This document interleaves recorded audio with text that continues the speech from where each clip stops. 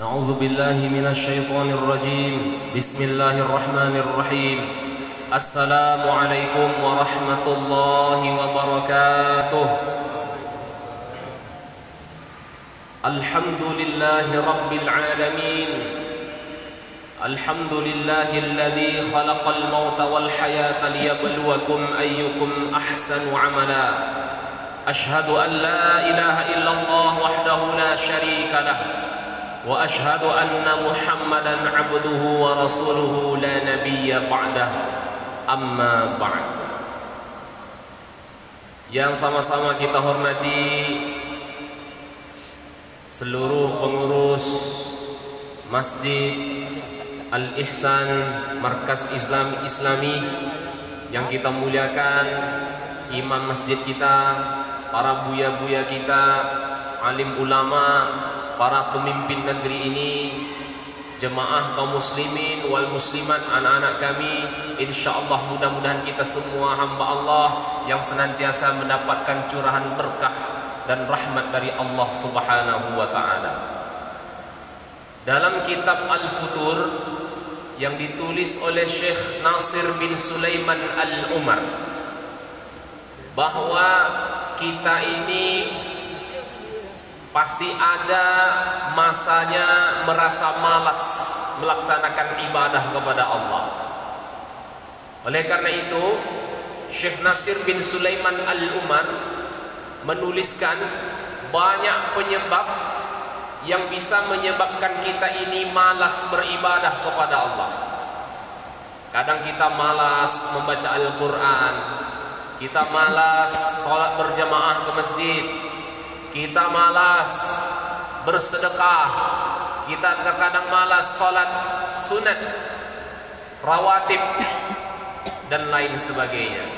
Bapak ibu ayah bunda yang dimuliakan Allah, kita pasti pernah mengalami hal ini. Betul atau tidak? Pernah kita suatu ketika mengalami malas beribadah kepada Allah. Oleh karena itu, dalam buku tersebut ada satu poin yang akan kita bahas pada malam hari ini. Mengapa kita malas beribadah kepada Allah Subhanahu wa taala? Dalam buku tersebut Syekh Nasir bin Sulaiman Al-Umar memberikan penjelasan yang menyebabkan kita malas beribadah kepada Allah. Salah satunya adalah kita ta'alluqul qalbi bid dunya wa nisyanul akhirah. Terpautnya hati kepada dunia dan melupakan kehidupan akhirat. Bahasa lainnya Bapak Ibu ayah bunda adalah hubbud dunia, gila dan cinta kepada dunia. Dari mana asal orang gila dunia tersebut? Dari mana dia bisa cinta kepada dunia? Dalam buku tersebut dijelaskan oleh Syekh Nasir bin Sulaiman Al-Umar bahwa seseorang bisa hubbud dunia, asal muasalnya adalah seseorang itu memiliki sifat tulul amal. Apa itu tulul amal? Tul artinya panjang.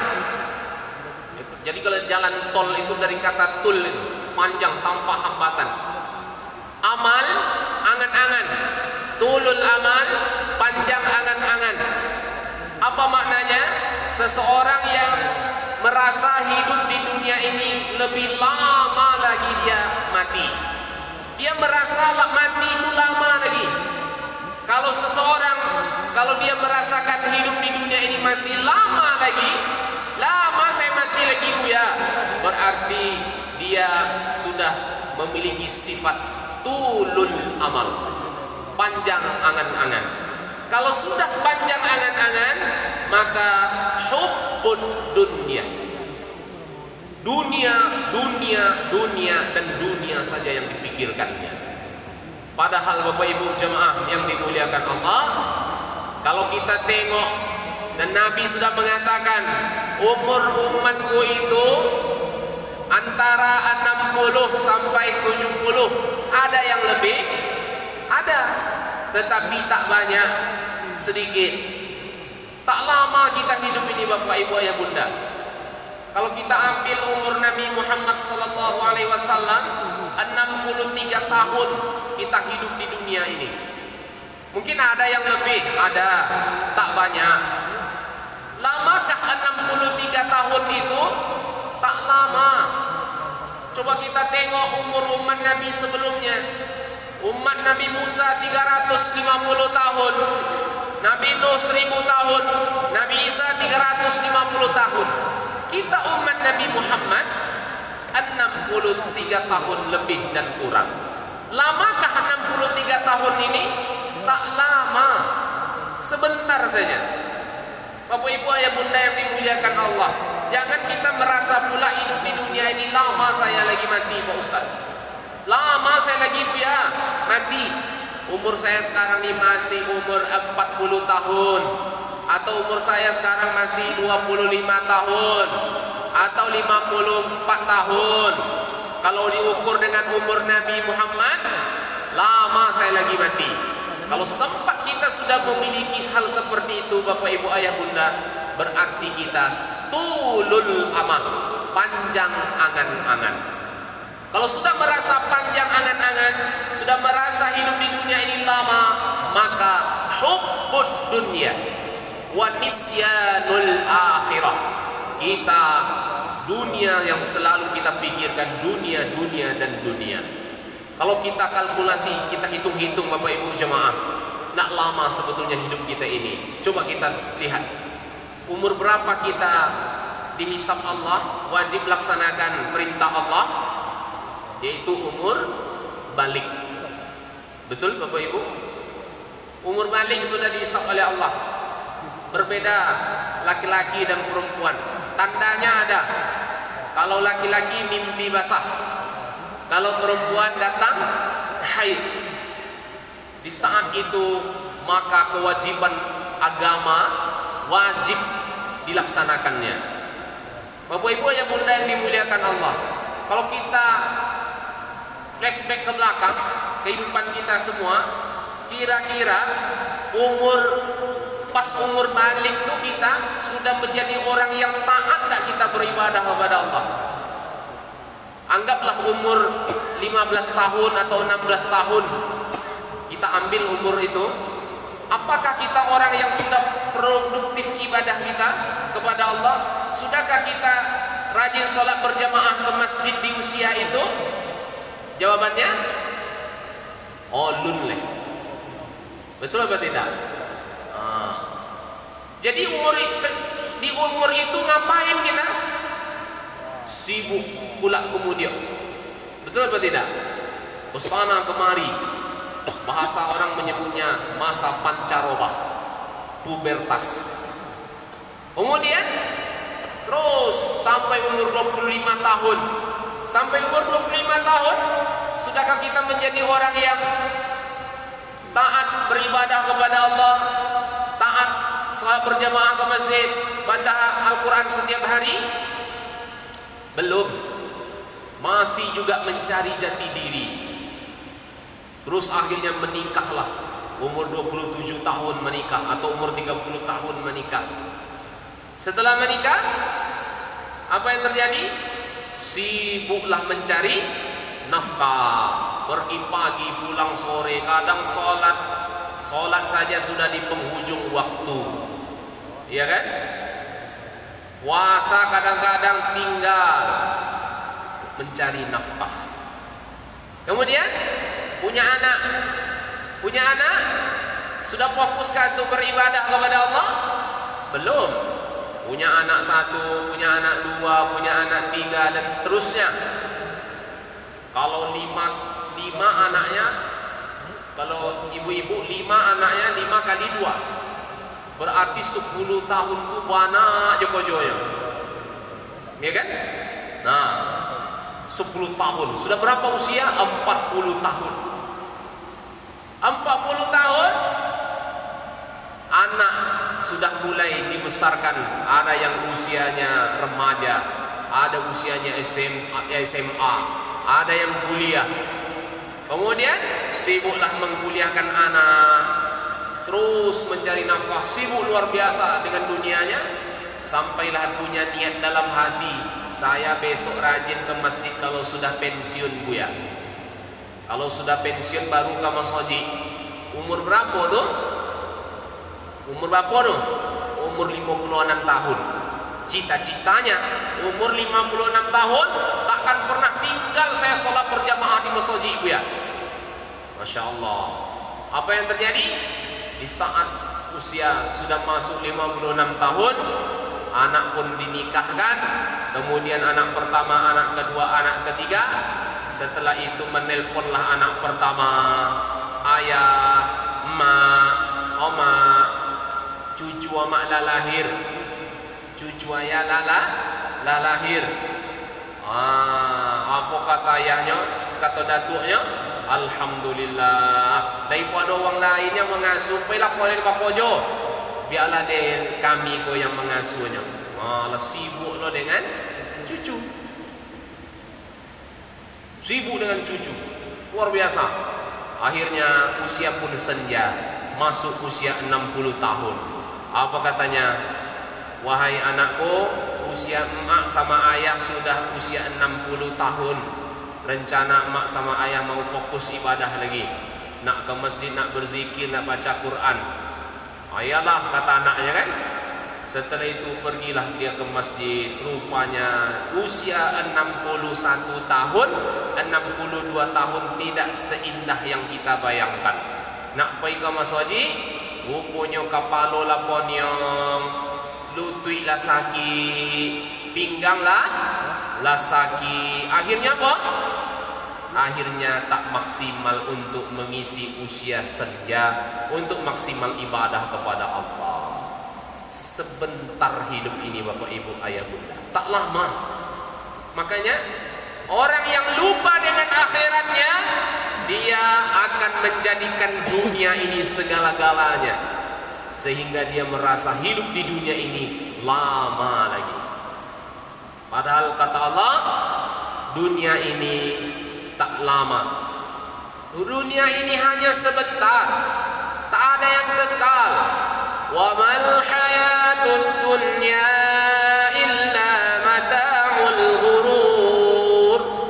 Tak lama, hanya kesenangan sementara. Makanya ada pepatah mengatakan, dunia sementara, akhirat selamanya.